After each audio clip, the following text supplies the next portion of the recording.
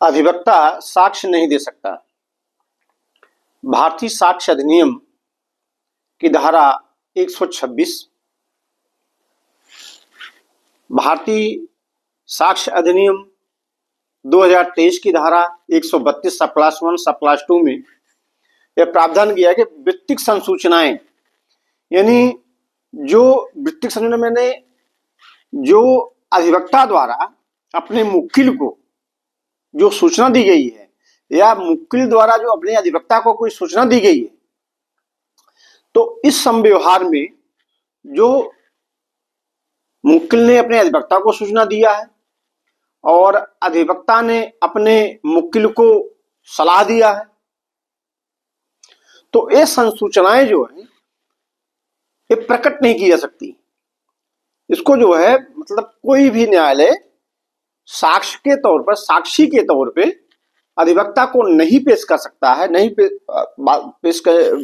अधिवक्ता को साक्षी नहीं बना सकता कि इस बारे में जो अपने मुक्किल से, जो अपने क्लाइंट से के बीच में आपके जो संसूचनाएं जो बात हुई है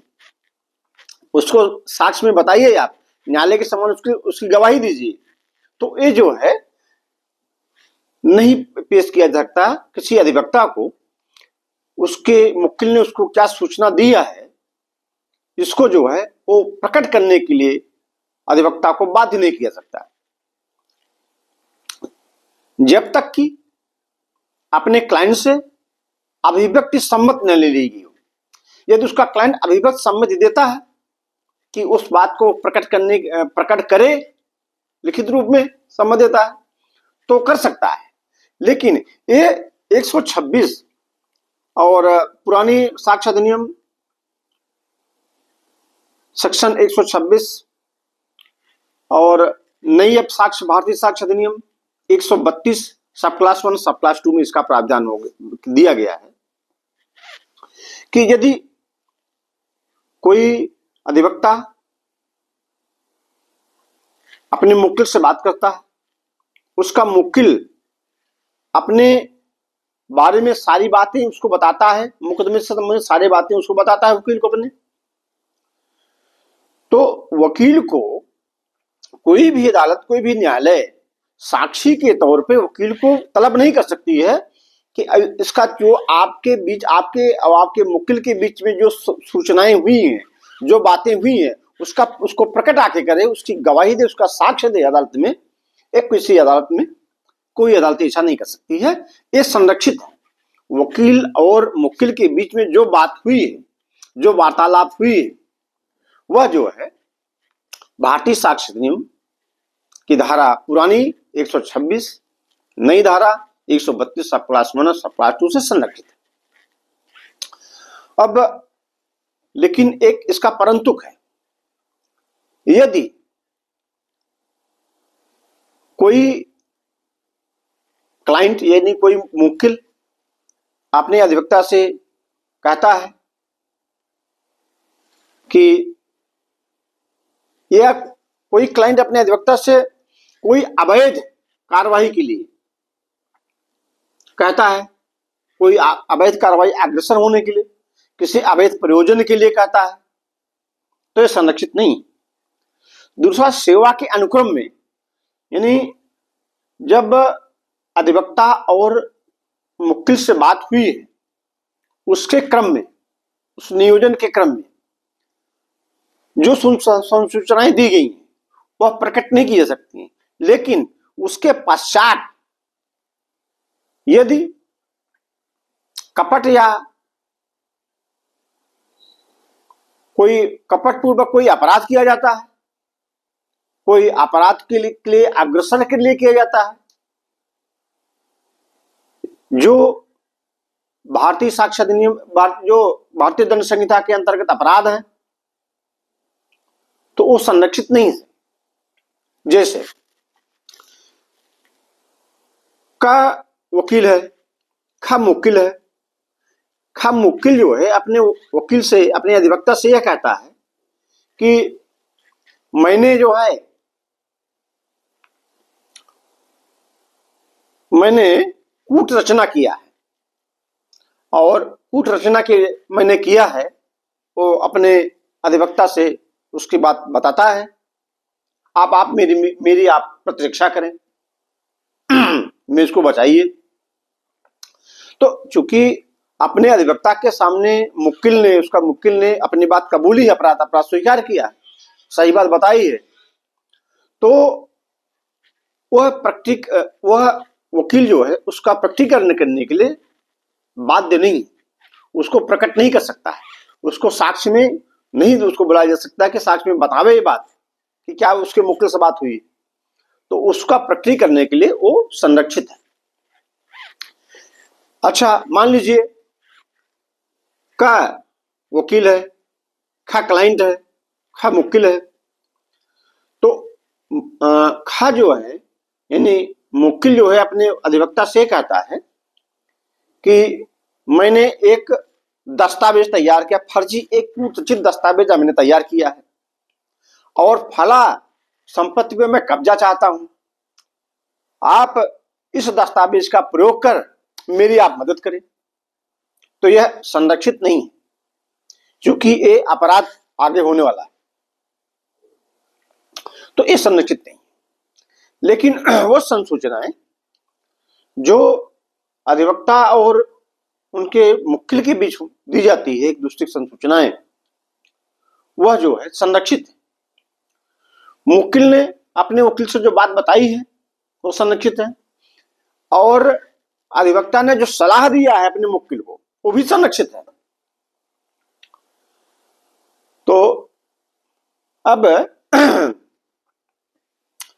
इसे मामले में यदि अवैध प्रयोजन के लिए होता है, यदि कोई क्लाइंट, कोई मुक्किल अपने अधिवक्ता से कहता है कि मैं अपराध करने जा रहा हूं, फला अपराध करने जा रहा हूं, आप मेरी उसमें सहायता कीजिएगा, तो ये तो अपराध ही हुआ कि मैं किसी को मर्डर करने जा रहा हूं, आप मेरी जमानत कराइएगा। तो ये जो है क्योंकि अपराध के अग्रेसन के लिए हो रहा है, आगे अपराध करने के अग्रेसर के लिए हो रहा है, इसलिए संरक्षित नहीं है। लेकिन जो हो चुका है उसकी बात बताता है। इसे कोई मुक्किल अपने अधिवक्ता से कहता है कि मैंने फला अपराध किया है, लेकिन ऐसी परिस्थितियों में किया, मैं चाहता हूं आप मेरी प्रतिरक्षा करें, मदद करें, मेरे वकील हो जाए, मुझे बचाएं, तो यह संरक्षित है।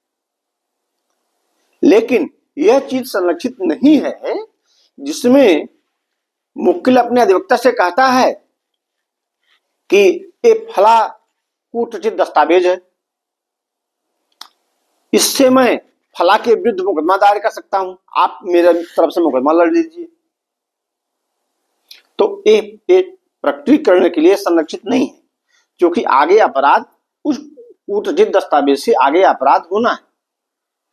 यह संरक्षित नहीं है। अच्छा, अधिवक्ता के सामने मान लीजिए मुक्किल अपने सारे कागजात, सारे दस्तावेज ले जाकर रख देता है कि साहब इसमें देख लीजिए कौन कागज कैसा है, हम समझ नहीं पा रहे हैं ज्यादा। तो भले ही वो दस्तावेज दिखता है वकील और कोई इसी बात उसे मिल जाती है कि जो जिसपे क्लाइंट ने ध्यान आकर्षित नहीं किया है, उस मुक्किल और अधिवक्ता के बीच वो बात वार्तालाप नहीं हुई है, लेकिन वकील ने वो दस्तावेज, अधिवक्ता ने वो दस्तावेज उसका अपने मुक्किल का देखा है, भले ही क्लाइंट ने नहीं बताया है, लेकिन वह दस्तावेज भी उस दस्तावेज के बारे में भी साक्ष्य नहीं दे सकता कहीं, और अदालत उसका साक्ष्य नहीं ले सकती, कोई भी अदालत उसको बाध्य नहीं कर सकती उसका साक्ष्य दीजिए। भले ही ये तथ्यहीन है कि भले ही मुक्किल ने उसको उस की तरफ उसका ध्यान आकर्षित नहीं किया है,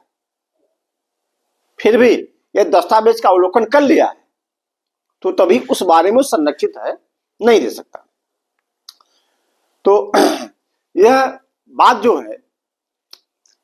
धारा 27 और 28 में उनके प्लीडर, अटॉर्नी, बैरिस्टर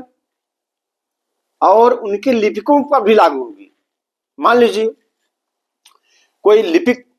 कोई मुंशी, अधिवक्ता का कोई मुंशी है और उसके सामने वकील साहब से बात हुई है, अधिवक्ता से बात हुई, वकील ने बात किया है, लिपिक ने सुना, तो लिपिक भी संरक्षित है, उसको भी तलब नहीं किया सकता कि क्या बात उनके बीच क्या बात हुई थी, सुना आपने, क्या बात सुनी आपने।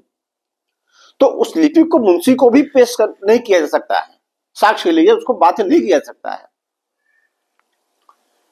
तो यह जो है धारा 126 नई धारा 132 +1 +2 पूर्ण रूपेण मुक्किल और अधिवक्ता और उसके लिपिक, उसके प्लीडर, अटॉर्नी, प्लीडर, बैरिस्टर को संरक्षित करती है कि हिंदुस्तान की कोई भी अदालत एविडेंस एक्ट, भारतीय साक्ष्य अधिनियम के अनुसार ही चलेगी। तो इसमें जो प्रकटीकरण के लिए है, प्रकटीकरण के लिए जो है संरक्षित किया गया है। लेकिन यदि मुक्किल क्लाइंट वो अनुमति देता है, लिखित रूप में अनुमति देता है कि उसका प्रकटीकरण वो करे, तो उसका प्रकटीकरण वो कर सकता है, अन्यथा उसको विशेषाधिकार, वीटो पावर 126 में अधिवक्ता को वीटो पावर है कि उसके और उसके मुक्किल के बीच जो वार्तालाप हुई है उसका वो कहीं प्रकटीकरण नहीं करेगा। अच्छा, मान लीजिए मुक्किल ने अपने अधिवक्ता को नियुक्त किया किसी मुकदमे में और बाद में उस मुकदमे से वो अधिवक्ता को हटा दिया, दूसरा अधिवक्ता नियुक्त कर लिया, तो क्या अब प्रश्न ये उठता है कि चूंकि अब उसका वकील तो है नहीं, उसने दूसरा वकील कर लिया, तो वह अधिवक्ता जो है उसको साक्ष्य में पेश किया जा सकता है, वो बात उसके जो उस दस्तावेज में जो उस मुकदमे से संबंधित बातें हैं उसका साक्ष्य देने के लिए उसको किसी भी अदालत में हाजिर किया जा सकता है। कोई अदालत उसको तलब कर सकती है साक्ष्य देने के लिए? उत्तर है नहीं, बिल्कुल नहीं। यह नियोजन के समय भी और नियोजन के बाद भी, समाप्ति व्यक्ति, यानी जब वकील मुकदमा छोड़ देगा तो भी उस मुकदमे में वो जो है साक्ष्य, उस मुकदमे से संबंधित कोई साक्ष्य किसी भी अदालत में नहीं दे सकता, ग्राह्य नहीं है उसका साक्ष्य। अब आज का सेशन इतना ही करेंगे, धन्यवाद।